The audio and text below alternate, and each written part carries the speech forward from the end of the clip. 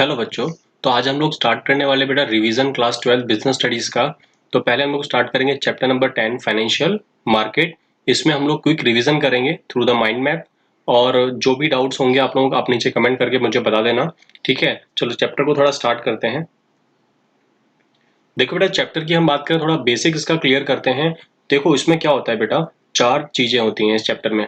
एक आपके जो है हाउस होल्ड्स होंगे जिनके पास में सेविंग्स होती है, और वो उन सेविंग को क्या करते हैं बेटा, या तो वो बैंक में लेके जाते हैं या फिर वो कहाँ लेके जाते हैं, फाइनेंशियल मार्केट में इन्वेस्टमेंट करते हैं। अब ये क्या करेगा बेटा, बैंक, ये बैंक देगा बेटा किसको, अल्टीमेटली कंपनीज को देगा, जो कि कंपनीज क्या करेंगे, उस पैसे को अपने लिए यूटिलाइज करेंगी। और एक्चुअली में क्या होता है बेटा, फाइनेंशियल मार्केट से पैसा भी कहाँ जाता है, अल्टीमेटली कंपनीज के पास में ही जाता है। इसकी हम पूरी बात करने वाले हैं इस चैप्टर के अंदर कि फाइनेंशियल मार्केट क्या होता है, इसके मीनिंग, इसके फंक्शंस, इसके टाइप्स क्या होते हैं, ट्रेडिंग कैसे होती है। तो वो सब चीजें हम इस चैप्टर के अंदर देखने वाले हैं। चलो चैप्टर को स्टार्ट करते हैं बेटा। तो पहले हम बात करें बेटा, फाइनेंशियल मार्केट होता क्या है, फाइनेंशियल मार्केट की मीनिंग क्या होती है, वो हम देख लेते हैं। तो फाइनेंशियल मार्केट मतलब होता है market for creation and exchange of financial assets. अब फाइनेंशियल असेट्स का मतलब क्या होता है बेटा, इक्विटी शेयर्स हो गए, डिबेंचर्स हो गए या बॉन्ड्स हो गए। इनमें जब हम लोग उसको बनाते हैं, क्रिएट करते हैं, हम उसको एक्सचेंज करते हैं, उसको हम क्या बोलते हैं, उसको हम लोग बोलते हैं फाइनेंशियल मार्केट। इसकी मीनिंग के बाद हम देखते हैं इसके फंक्शंस। फंक्शंस में पहला फंक्शन है बेटा एलोकेशन फंक्शन। अब इसमें क्या होता है, इसमें जो भी आपका पैसा है, सेवर्स का जो पैसा है, एक्स्ट्रा पैसा जो है, उसको आप क्या करते हो, आप उसको ट्रांसफर करते हो फ्रॉम सेवर्स टू इन्वेस्टर्स, और उसको क्या करते हो, मोस्ट प्रोडक्टिव यूज में लेके आते हो, ताकि वो पैसा जो है, वो फालतू जो पड़ा हुआ है बेटा, उसको आप यूज करो और उससे क्या करो, कुछ ना कुछ इनकम जो है वो जनरेट करो। ठीक है, तो फाइनेंशियल मार्केट का फंक्शन है एलोकेशन फंक्शन। सेकंड फंक्शन है प्राइस डिस्कवरी। मतलब ये क्या करता है बेटा, ये जो भी इंस्ट्रूमेंट मार्केट में ट्रेड होते हैं उनकी प्राइस बताता है। प्राइस कैसे बताएगा बेटा, interaction of demand and supply. आपने पढ़ा इकोनॉमिक्स के अंदर कि कभी भी जहां पर डिमांड और सप्लाई का इंटरेक्शन होता है, वहीं पर क्या होती है, प्राइस डिसाइड होती है। तो ये फाइनेंशियल मार्केट भी वही करता है, ताकि आपको उसकी प्राइस पता रहे और आप उसकी ट्रेडिंग कर सको, सेल या परचेज जो है वो कर सको सिक्योरिटी की। थर्ड जो है बेटा वो है provide liquidity to financial asset. अब लिक्विडिटी का मतलब ये होता है कि आप उसको इजीली कैश में कन्वर्ट कर सको, आप उसको आराम से मार्केट में जाके बेच सको या फिर उसको परचेज कर सको फाइनेंशियल असेट को। फोर्थ फंक्शन जो है रिड्यूस कॉस्ट ऑफ ट्रांजेक्शंस। देखो बेटा, ये जो फाइनेंशियल मार्केट है, ये आपको वैल्यूएबल इंफॉर्मेशन देता है मार्केट की, जो भी मार्केट में ट्रेडिंग हो रही है उसकी। इससे आपका टाइम बचता है, आपके एफर्ट्स बचते हैं और आपका पैसा भी बचता है। और ये आपको मतलब सेवर्स को और इन्वेस्टर्स को कॉमन प्लेटफॉर्म देता है, जिससे कि आप आराम से मिल जाओ और वहां पर आप जो भी सेल या परचेज करना है सिक्योरिटीज का, वो कर सको। तो बेटा ये है आपका function of financial market. Next topic की बात करते हैं, टाइप्स ऑफ फाइनेंशियल मार्केट। तो बेटा इसके दो टाइप होते हैं। पहला टाइप है बेटा मनी मार्केट। मनी मार्केट एक तरह से आप मान लो कि ये शॉर्ट टर्म फंड्स के लिए होता है, जहां पर इनकी जो मैच्योरिटी होती है वो सिर्फ और सिर्फ 1 ईयर की होती है। ठीक है, और जो नेक्स्ट मार्केट है बेटा वो होता है आप लोगों का कैपिटल मार्केट। तो यहाँ पर जो इनकी मैच्योरिटी होती है वो मोर देन 1 ईयर होती है, और यहाँ पर बेटा जो सिक्योरिटीज होती हैं वो मीडियम या फिर लॉन्ग टर्म फंड्स के लिए होती हैं। ठीक है, लॉन्ग टर्म के लिए कैपिटल मार्केट, शॉर्ट टर्म के लिए मनी मार्केट। वैलिडिटी जो होती है up to 1 year and capital market में मोर देन 1 ईयर। तो पहले बेटा बात करते हैं मनी मार्केट के इंस्ट्रूमेंट्स की। इसमें कौन कौन से इंस्ट्रूमेंट जो है वो होते हैं। तो फर्स्ट है बेटा आपका कॉमर्शियल पेपर। अब ये क्या होता है बेटा, देखो ये जो है बेटा ये शॉर्ट टर्म है, और ये आप किसी को ट्रांसफर भी कर सकते हो। इनको जो है वो कौन इशू करता है, जो बड़ी बड़ी कंपनीज होती हैं, ठीक है, फाइनेंशियल स्ट्रॉन्ग कंपनीज होती हैं। अगर उनको शॉर्ट टर्म के लिए पैसा चाहिए होता है तो बेटा वो इसको इशू करती हैं। ठीक है, और इनका जो मैच्योरिटी होता है 15 डेज से लेके कितना होता है, 1 ईयर के बीच में होता है। ये वो क्यों इशू करती हैं, ताकि उनको क्या चाहिए होता है, कभी कभी इनको सीजनल या फिर वर्किंग कैपिटल रिक्वायर्ड होता है, या फिर वो क्या करती हैं, कभी कभी फ्लोटेशन कॉस्ट को कवर अप करने के लिए भी इसको इशू करती हैं। अब सिर्फ फ्लोटेशन कॉस्ट क्या होता है बेटा, फ्लोटेशन कॉस्ट का मतलब होता है जो भी आप ब्रोकरेज कमीशन या फिर आप कोई खर्चा करते हो एडवर्टाइजमेंट के ऊपर, जब भी आपको सिक्योरिटीज को मार्केट में इशू करते हो, तो बेटा इसको हम लोग ब्रिज फाइनेंसिंग भी बोलते हैं। इसके लिए क्या करते हैं ये लोग, ये कॉमर्शियल पेपर्स को मार्केट में इशू करते हैं। अच्छा बेटा, इसको हम लोग इशू कैसे करते हैं? बेटा इनको हम लोग इशू करते हैं डिस्काउंट पर इशू करते हैं और रिडीम करते हैं पार पर। तो आपने बेटा ये पढ़ा है अकाउंट्स के अंदर कि इशू और रिडीम कैसे करते हैं। जैसे शेयर्स की बात की थी हमने वहां पर, वही सेम फिलोसफी यहाँ पर भी चलती है। चलो नेक्स्ट हम लोग बात करते हैं बेटा ट्रेजरी बिल की। इसको कौन इशू करता है बेटा? बेटा इसको इशू करती है आरबीआई। और आरबीआई किसके बिहाफ पर करती है?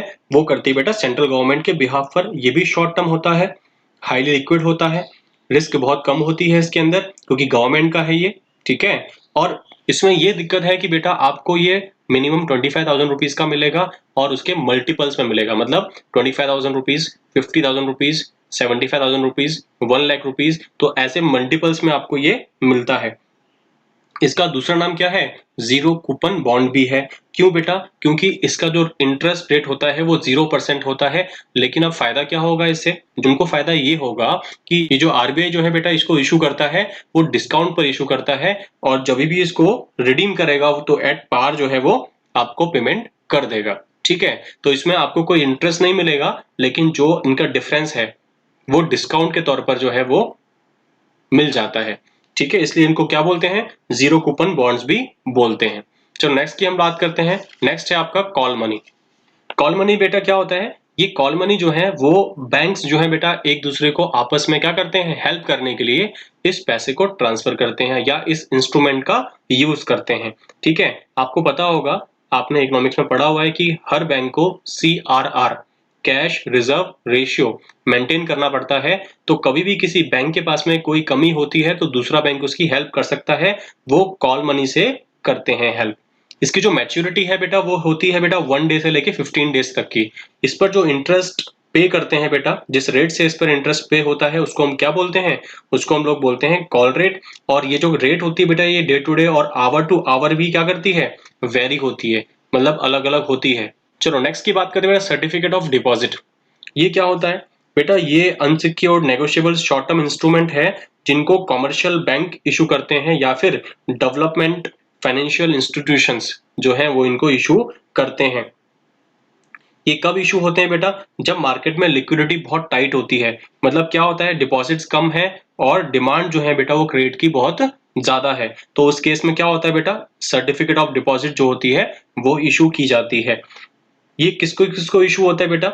ये इंडिविजुअल्स को होता है, कॉर्पोरेशंस को होता है, या फिर कंपनीज को जो है वो इशू होता है, ठीक है। तो ये लोग क्या करते हैं बेटा, लार्ज अमाउंट जो है वो शॉर्टर पीरियड के लिए क्या करते हैं, मोबिलाइज करते हैं। नेक्स्ट बेटा आपका है कॉमर्शियल बिल। अब ये क्या होता है? आपने पढ़ा था बेटा bills of exchange chapter 11th के अंदर, वैसा ही होता है सेम, जिसको हम लोग बोलते हैं ना बीआर, बिल्स ऑफ एक्सचेंज में बीआर बीपी होता है, ड्रॉअर ड्रॉई, ठीक है। वैसा ही कॉमर्शियल बिल भी होता है। ये यूज कब करते हैं? ये हम लोग यूज करते हैं बेटा to finance the credit sale. जो क्रेडिट सेल हुआ बेटा उसको फाइनेंस करने के लिए आप क्या करते हो, कॉमर्शियल बिल का यूज करते हो, ठीक है। तो ये जो बिल ऑफ एक्सचेंज है वो use to finance the working capital requirement. कोई भी कंपनी है उसकी वर्किंग कैपिटल रिक्वायरमेंट के लिए वो क्या करते हैं, बिल ऑफ एक्सचेंज जो है वो ड्रॉ करते हैं, ठीक है। बिल्कुल सेम टू सेम वैसा ही है जैसा आपने 11th में पढ़ा था। तो ये हो गया बेटा आपका कॉमर्शियल बिल। तो ये आपके इंस्ट्रूमेंट जो है वो कंप्लीट हो चुके हैं मनी मार्केट के। नेक्स्ट हम लोग बात करते हैं बेटा किसकी, कैपिटल मार्केट की। अब कैपिटल मार्केट बेटा होते हैं दो तरीके के। पहला होता है प्राइमरी मार्केट और दूसरा होता है सेकेंडरी मार्केट। प्राइमरी मार्केट जो होता है बेटा उसमें वो सब सिक्योरिटीज होती हैं जो पहली बार मार्केट में इशू होती हैं, फर्स्ट टाइम मार्केट में इशू होती हैं, उसको बोलते हैं प्राइमरी मार्केट। और सेकेंडरी मार्केट क्या होता है बेटा, जहां पर हम क्या करते हैं, जो ऑलरेडी एग्जिस्टिंग सिक्योरिटीज हैं, मतलब जो पहले इशू हो चुकी हैं, उन्हीं सिक्योरिटीज को हम क्या करते हैं, सेल परचेस करते हैं, उनकी ट्रेडिंग करते हैं। फर्स्ट टाइम आएगी तो प्राइमरी मार्केट, अगर वापस ट्रेडिंग होगा उसका तो सेकेंडरी मार्केट। क्लियर है क्या बात? तो हम लोग बात करते हैं बेटा प्राइमरी मार्केट की। प्राइमरी मार्केट के अंदर कुछ मेथड्स होते हैं न्यू इशू को लेके आने के। पहला जो मेथड है बेटा वो है ऑफर थ्रू प्रोस्पेक्टस। तो बेटा इसमें ये होता है कि जो पब्लिक कंपनीज होती हैं वो क्या करती हैं, वो पब्लिक को प्रोस्पेक्टस इशू करती हैं ताकि वो लोग क्या कर सकें, उस प्रोस्पेक्टस के बेसिस पर उनके शेयर्स को सब्सक्राइब कर सकें।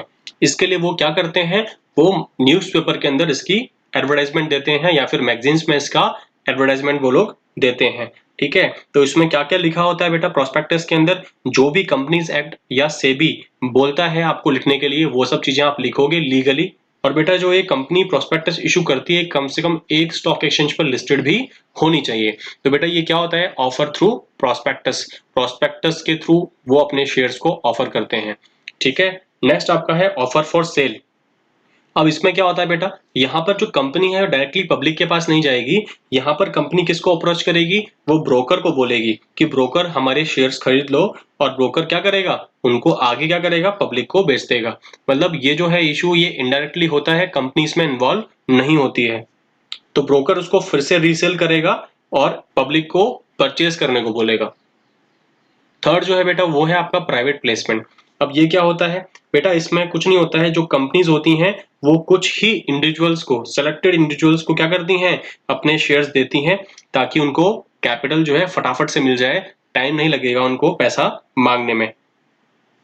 जो लोग ये मार्केट में पैसा इशू नहीं कर सकते हैं या जिनके पास पैसा नहीं होता है प्रोस्पेक्टस छपवाने का, फालतू खर्चे करने का, तो वो लोग क्या करते हैं, वो लोग प्राइवेट प्लेसमेंट को यूज करते हैं और वो क्या करते हैं, मार्केट से पैसा जो है वो लेते हैं। फोर्थ जो है बेटा वो क्या है आपका, राइट इशू। राइट इशू अगर किसी को समझना है राइट इशू क्या होता है, तो बेटा इसकी वीडियो मैंने बनाई हुई है रिलायंस की राइट इशू की, तो किसी को समझना है राइट इशू मतलब क्या होता है तो वो चैनल में जाके प्लेलिस्ट में जाके चेक कर लेना आप लोग, वहां पर आपको वीडियो मिल जाएगी। वैसे समझाता हूँ आप लोगों को मैं।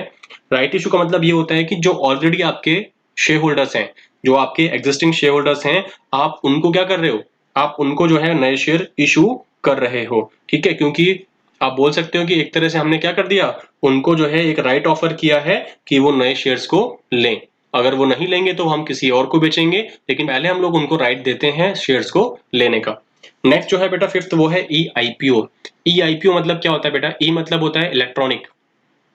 जो आजकल जो आईपीओ निकलते हैं, इनिशियल पब्लिक ऑफर, जब कंपनी फर्स्ट टाइम मार्केट में शेयर्स को इशू करती है, वो आजकल ई आईपीओ के थ्रू ही इशू करती है। इसमें कंपनी बेटा क्या करती है, वो पब्लिक को शेयर इशू करती है ऑनलाइन सिस्टम के थ्रू, और वो कंपनी क्या करती है, स्टॉक एक्सचेंज के साथ में एक एग्रीमेंट जो है वो करती है।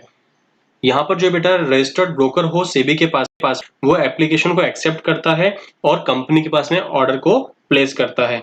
ठीक है, और कंपनी क्या करती है, यहाँ पर एक रजिस्ट्रार को अपॉइंट करती है और अपने शेयर्स को एक स्टॉक एक्सचेंज पे लिस्टेड करवाती है। चलो सेकेंडरी मार्केट की हम बात करते हैं बेटा। तो इसमें आता है बेटा स्टॉक एक्सचेंज।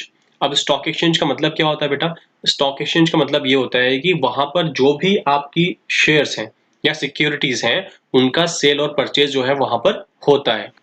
चलो इसकी हम बात कर लें, तो इसके फंक्शंस की हम बात करते हैं। पहले क्या क्या फंक्शंस जो है स्टॉक एक्सचेंज परफॉर्म करता है। तो पहला फंक्शन है बेटा liquidity and marketability to existing securities.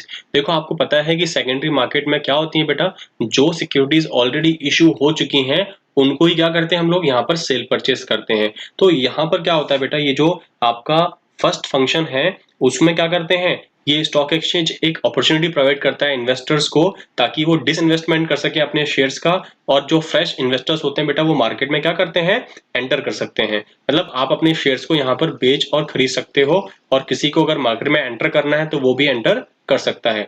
Second है बेटा प्राइसिंग ऑफ सिक्योरिटीज, इसकी हम बात पहले कर चुके हैं वैसे। तो प्राइसिंग ऑफ सिक्योरिटीज कैसे करते हैं बेटा, डिमांड एंड सप्लाई के इंटरेक्शन से क्या होता है, प्राइस जो है वो डिसाइड होती है। बेटा जो स्टॉक एक्सचेंज है वो आपको इन्फॉर्मेशन प्रोवाइड करेगा कि कितना प्राइस किस शेयर का कितना चल रहा है, सिक्योरिटीज का प्राइस कितना है बायर को और सेलर को, जो भी मार्केट में प्रेजेंट होते हैं। थर्ड जो फंक्शन है बेटा वो है सेफ्टी ऑफ ट्रांजैक्शन।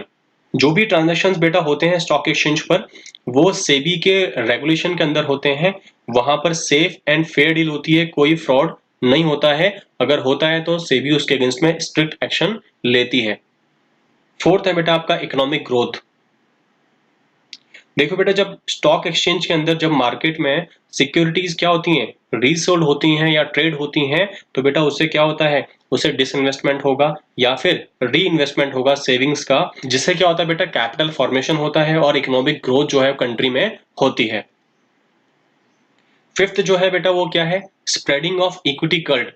अभी इक्विटी कल्ट का मतलब क्या होता है बेटा, इक्विटी कल्ट का मतलब होता है जो स्टॉक एक्सचेंज है बेटा वो इंफॉर्मेशन कलेक्ट करता है और पब्लिश करता है इन्वेस्टर्स के लिए। जो भी इंफॉर्मेशन होती है मार्केट की उसको कलेक्ट करेगा वो और पब्लिश करेगा इन्वेस्टर्स के लिए, और उनको एजुकेट करेगा। और बेटा ये क्या करता है, ये एक हैवी इंटरेस्ट क्रिएट करता है amongst the investors to buy and sell the securities. तो इक्विटी कल्ट का मतलब ये होता है।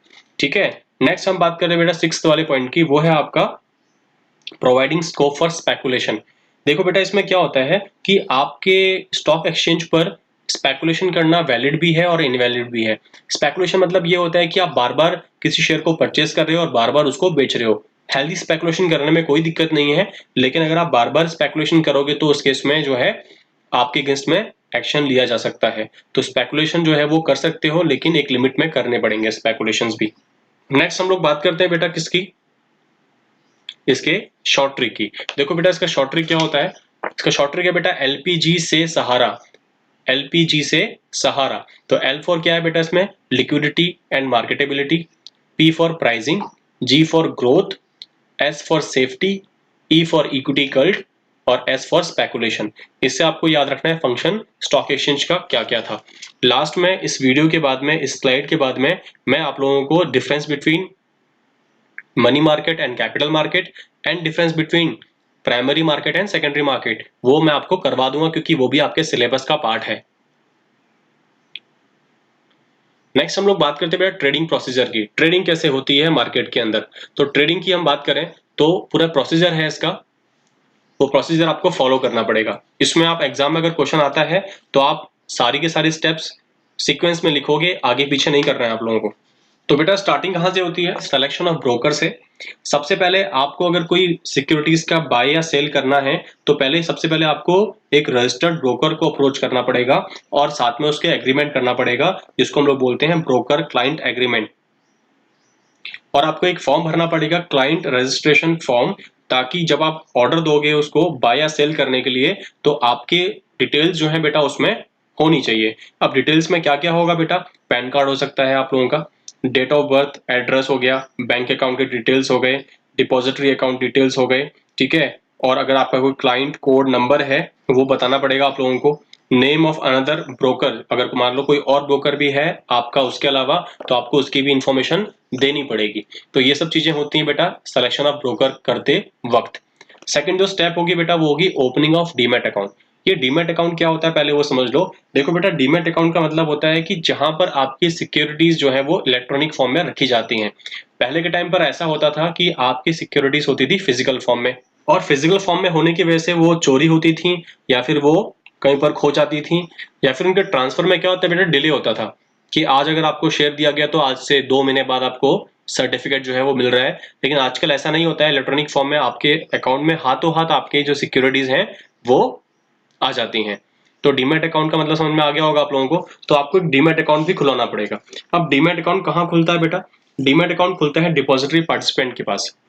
डिपॉजिटरी पार्टिसिपेंट कौन होता है पहले वो समझ लेते हैं हम लोग। तो डिपॉजिटरी पार्टिसिपेंट जिसको हम लोग डीपी बोलते हैं या डिपॉजिटरी बोलते हैं, तो हमारे इंडिया में 2 डिपॉजिटरी हैं। अभी डिपॉजिटरी करते क्या है बेटा, ये डिपॉजिटरी जो है ना वो आपके बैंक की तरह होते हैं। अब जैसे आपका बैंक जो है आपके पैसे को रखता है ना बेटा, वैसे ये डिपॉजिटरी क्या करते हैं, वो डिपॉजिटरी आपके शेयर्स को रखते हैं इन इलेक्ट्रॉनिक फॉर्म। तो बेटा जो हमारी इंडिया है उसमें 2 डिपॉजिटरी हैं, एक तो है आपका एनएसडीएल और एक है आपका CDSL. First and largest depository जो है वो है NSDL, national securities depositories limited. और सेकंड जो डिपॉजिटरी है बेटा वो आपका है central depository services limited, CDSL. Deposit समझ में आ गया होगा आप लोगों को। डिपॉजिटरी पार्टिसिपेंट का मतलब क्या होता है बेटा वो समझो थोड़ा सा।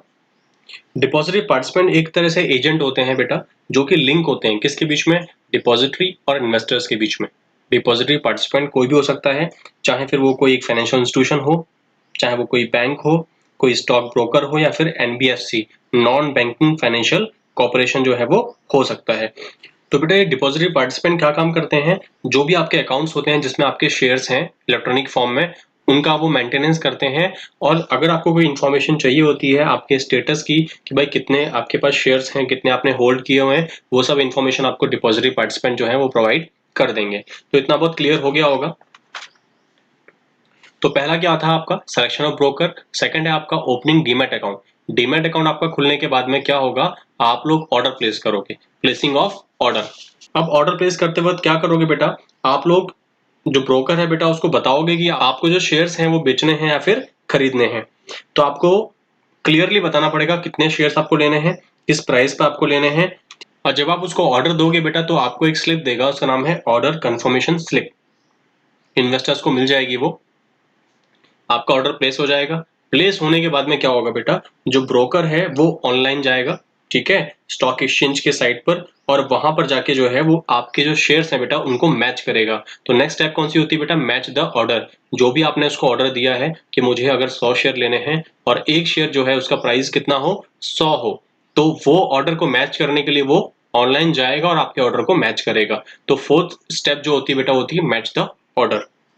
अगर आपका ऑर्डर मैच हो गया तो वो जो भी इंफॉर्मेशन है बेटा वो ब्रोकर के टर्मिनल पे जो है वो आ जाती है कि भाई ये जो ऑर्डर जो आपने प्लेस किया था वो एग्जीक्यूट जो है वो हो चुका है।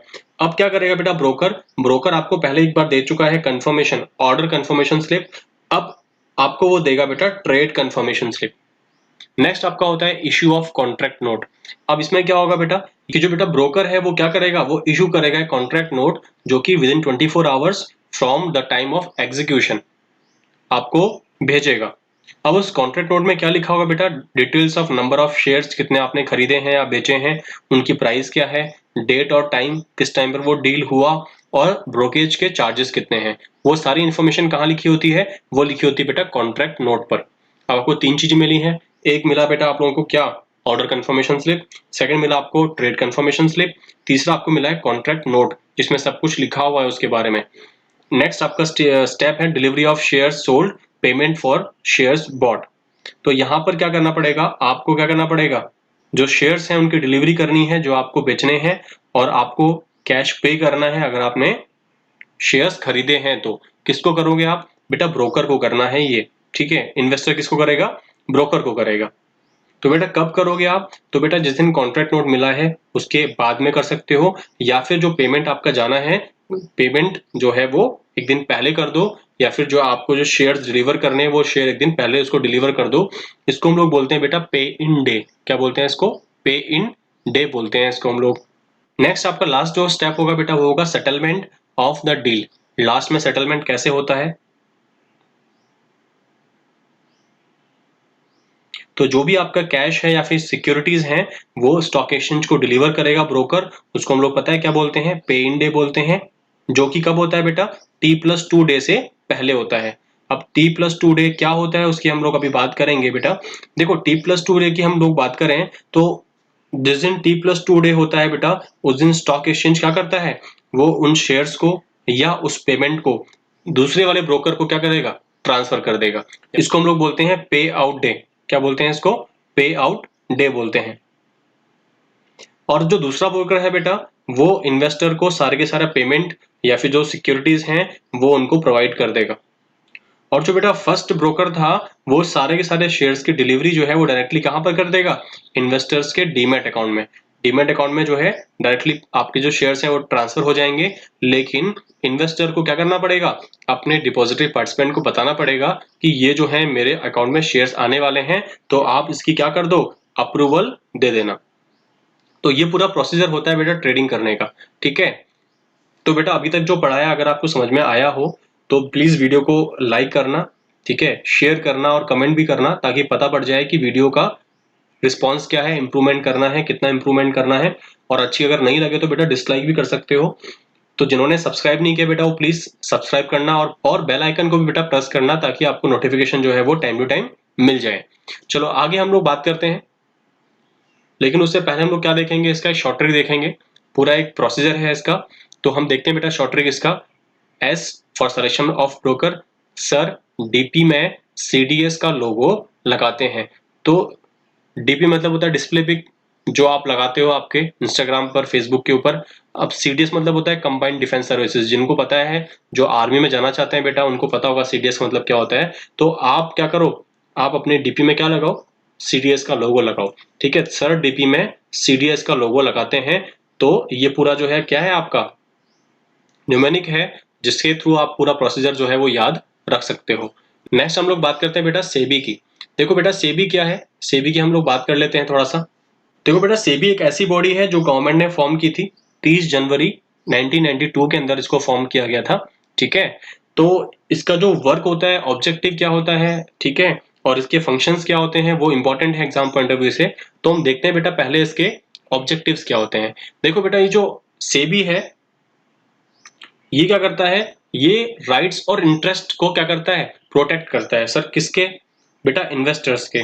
जो भी इन्वेस्टर्स हैं जिन्होंने पैसा लगाया हुआ है मार्केट के अंदर, ठीक है, उन सभी के इंटरेस्ट को और राइट्स को प्रोटेक्ट करता है, उनको एजुकेट करता है, उनको गाइड करता है मार्केट के बारे में। सेकंड जो है इसका ऑब्जेक्टिव वो होता है कि जो ट्रेडिंग माल प्रैक्टिसेस, जो फर्जीवाड़े होते हैं स्टॉक एक्सचेंज के अंदर, तो बेटा उसको रेगुलेट करता है, उसको प्रिवेंट करता है कि वो चीजें नहीं हो। और पूरे मार्केट को बेटा रेगुलेट करता है, डेवलप करता है code of conduct, COC, code of conduct and fair practices by intermediaries.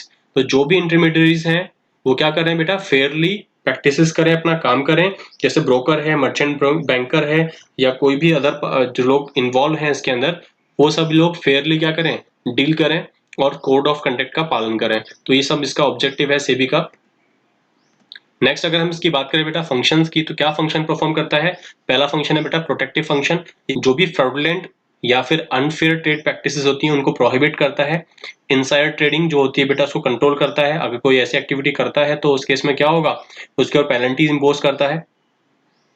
Investors की प्रोटेक्शन करता है, और क्या करता है कि जो भी लोग इसमें इन्वॉल्व हैं उसके कोड ऑफ कंडक्ट को फॉलो करें और फेयर प्रैक्टिसेस करें। तो ये कहां पर आएगा बेटा, ये आएगा प्रोटेक्टिव फंक्शंस के अंदर। सेकंड आता है डेवलपमेंट फंक्शन। इसमें क्या करेगा बेटा, जो भी सिक्योरिटी मार्केट है और जो उसके अंदर लोग काम कर रहे हैं बेटा, उनकी ट्रेनिंग, उनको ट्रेन करना है, तो वो सारे काम यही करेगा। रिसर्च करना है, कोई इंफॉर्मेशन पब्लिश करवानी है बेटा, जितने मार्केट में जो भी लोग हैं उनको बताने के लिए, तो वो काम भी कौन करेगा, वो भी सेबी ही करेगा। थर्ड जो काम है बेटा डेवलपमेंट फंक्शंस के अंदर, वो ये है कि जो भी आपके कैपिटल मार्केट है उनका डेवलपमेंट करना है और फ्लेक्सिबल अप्रोच वो लोग अपना के चलें, ठीक है। तो वो सब चीजें कौन करेगा, आपका सेबी करेगा। लास्ट जो फंक्शन है बेटा वो है रेगुलेटरी फंक्शन। ये क्या करता है, ये रजिस्ट्रेशन करता है ब्रोकर का, सब ब्रोकर का, या जो भी अदर प्लेयर्स हैं मार्केट के अंदर उन सभी का रजिस्ट्रेशन करेगा। CIS कलेक्टिव इन्वेस्टमेंट स्कीम का या म्यूचुअल फंड्स का। रेगुलेशन करता है बेटा स्टॉक ब्रोकर्स का, पोर्टफोलियो एक्सचेंज का, अंडरराइटर्स का या मर्चेंट बैंकर्स का, ठीक है।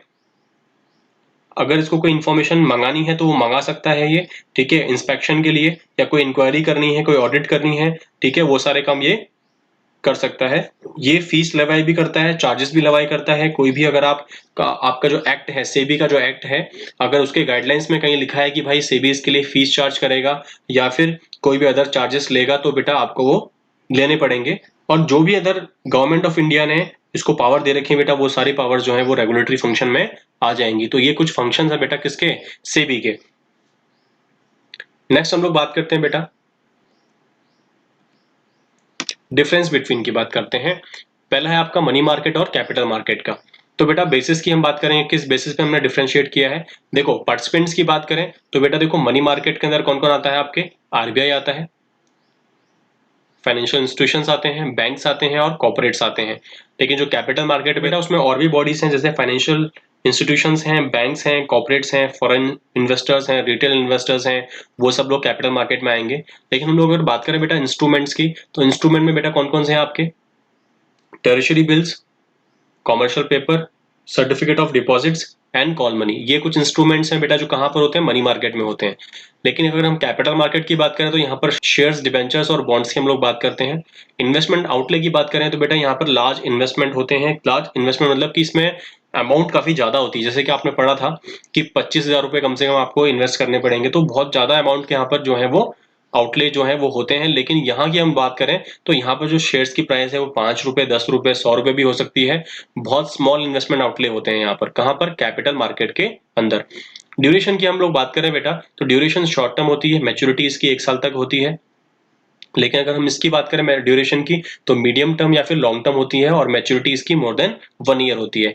लिक्विडिटी यहाँ पर बहुत ज्यादा होती है, यहाँ पर थोड़ी सी कम होती है, होती तो है लेकिन मनी मार्केट से कम यहाँ पर लिक्विडिटी होती है। सेफ्टी ये ज्यादा सेफर है बेटा, यहाँ पर रिस्क भी कम है, लेकिन यहाँ पर क्या है, ये सेफर नहीं है, रिस्क बहुत ज्यादा है, मार्केट फ्लक्चुएट बहुत ज्यादा होता है, लेकिन यहाँ पर सेफर है क्योंकि ये शॉर्ट टर्म है, गवर्नमेंट जो है वो उसको इशू भी करती है। एक्सपेक्टेड रिटर्न की बात करें तो बेटा अगर ये सेफ है तो बेटा यहाँ पर रिटर्न काफी कम रहेगा क्योंकि ये शॉर्ट ड्यूरेशन का होता है। यहाँ पर रिस्क ज्यादा है तो बेटा रिटर्न भी आपको ज्यादा मिलेगा, more the risk more the gain, ठीक है। तो ये बेटा difference between money market and capital market. Next difference जो है बेटा वो है प्राइमरी मार्केट और सेकेंडरी मार्केट का। पहला जो है बेटा सिक्योरिटीज कौन कौन सी ट्रेड होती हैं। तो पहला पॉइंट जो है बता रखा है इसमें कि कोई भी नई कंपनी इशू लेके आ रही है या फिर कोई पुरानी कंपनी पहली बार इशू लेके आ रही है तो कहाँ आएगी, प्राइमरी मार्केट में। लेकिन जो शेयर्स ऑलरेडी है मार्केट के अंदर, उनकी जो ट्रेडिंग होगी बेटा, परचेज या सेल, वो कहां पर होगी, वो सेकेंडरी मार्केट में होगी। कंपनी इन्वॉल्व होती है कि नहीं होती है बेटा, तो बेटा यहाँ पर जो है कंपनी इन्वॉल्व होती है। कंपनी और इन्वेस्टर्स यहाँ पर क्या कर सकते हैं, डायरेक्टली क्या करते हैं, इसको ऑपरेट करते हैं। लेकिन यहाँ पर कंपनी जो है वो इन्वॉल्व नहीं होती है, यहाँ पर ब्रोकर वगैरह जो है वो बीच में आते हैं, डीपी वगैरह जो है वो बीच में आते हैं, ठीक है ना। यहाँ पर कंपनी जो है इन्वेस्टर्स से डायरेक्टली कनेक्टेड नहीं होती है। कैपिटल फॉर्मेशन, ये डायरेक्टली फॉर्म होता है कैपिटल, लेकिन यहाँ पर इनडायरेक्टली जो है कैपिटल फॉर्मेशन तो होती है लेकिन इनडायरेक्टली होती है। बाइंग सेलिंग, यहाँ पर सिर्फ बाइंग होता है बेटा, लेकिन यहाँ पर आप बाइंग और सेलिंग दोनों कर सकते हो। प्राइस डिटर्मिनेशन जो होता है बेटा, यहाँ पर मैनेजमेंट करता है, यहाँ पर डिमांड और सप्लाई का काम नहीं आएगी, लेकिन यहाँ पर क्या होता है, डिमांड एंड सप्लाई जो है वो काम आती है। लोकेशन की बात करें तो यहाँ पर कोई फिक्स्ड ज्योग्राफिकल लोकेशन नहीं है इसका, ठीक है। लेकिन यहाँ पर बेटा क्या होता है, आपका फिक्स्ड ज्योग्राफिकल लोकेशन होता है, जैसे कि एनएससी, बीएससी, ये नाम आपने सुने होंगे, national stock exchange, Bombay stock exchange, इनकी ज्योग्राफिकल लोकेशन फिक्स्ड है। लेकिन यहाँ पर कोई ज्योग्राफिकल लोकेशन फिक्स नहीं है प्राइमरी मार्केट की, ठीक है बेटा। तो ये आपके लोकेशंस हैं। तो ये पूरा चैप्टर जो है हमने रिवाइज कर लिया है। अगर आपको समझ में आ गया है बेटा, तो एक बार वीडियो को लाइक जरूर कर देना, कमेंट जरूर कर देना, ठीक है। चाहे अच्छा करो चाहे बुरा करो, लेकिन कमेंट जरूर कर देना बेटा, और इसको शेयर करना अपने फ्रेंड्स के साथ में। ओके बेटा, थैंक यू।